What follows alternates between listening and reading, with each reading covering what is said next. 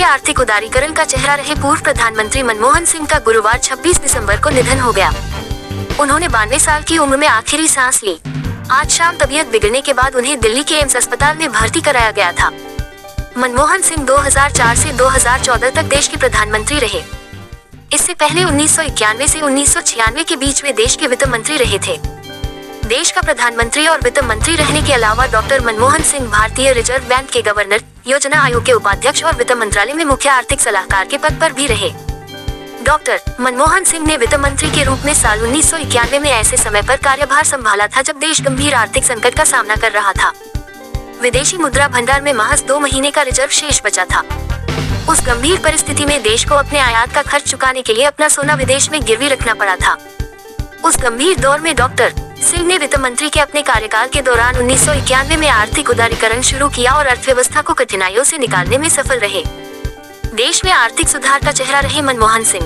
देश के लिए डॉक्टर मनमोहन सिंह का सबसे बड़ा योगदान वित्त मंत्री के रूप में आर्थिक सुधारों की शुरुआत करना है।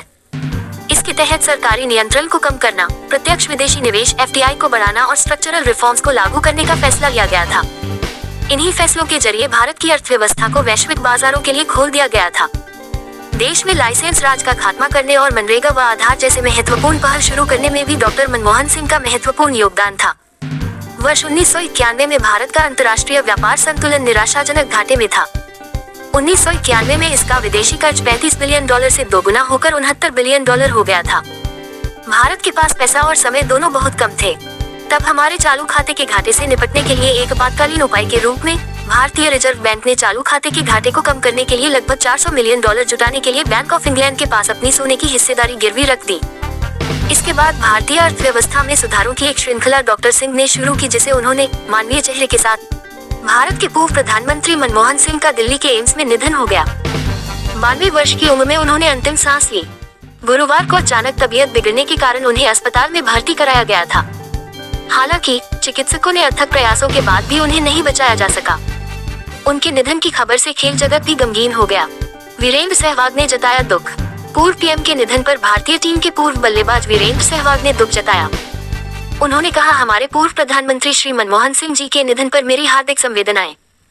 ओम शांति। हरभजन सिंह ने दी श्रद्धांजलि। पूर्व भारतीय क्रिकेटर हरभजन सिंह भी पूर्व PM मनमोहन सिंह के निधन से दुखी हैं। उन्होंने कहा, पूर्व प्रधानमंत्री, एक सज्जन व्यक्ति और दूरदर्शी नेता डॉक्टर मनमोहन सिंह जी के आकस्मिक निधन की खबर से दुखी हूँ। संकट के समय में उनका शांत और स्थिर नेतृत्व, जटिल राजनीतिक परिदृश्य को नेविगेट करने की उनकी क्षमता और भारत की क्षमता में उनका अटूट विश्वास, जो वास्तव में उन्हें अलग करता था। युवराज सिंह की प्रतिक्रिया। पूर्व भारतीय हरफनमौला खिलाड़ी युवराज सिंह भी पूर्व PM के निधन से दुखी हैं। उन्होंने कहा, डॉक्टर मनमोहन सिंह जी के निधन की दुखद खबर। एक दूरदर्शी नेता और सच्चे राजनेता जिन्होंने भारत की प्रगति के लिए अथक प्रयास किया। उनकी बुद्धिमत्ता और विनम्रता को हमेशा याद रखा जाएगा।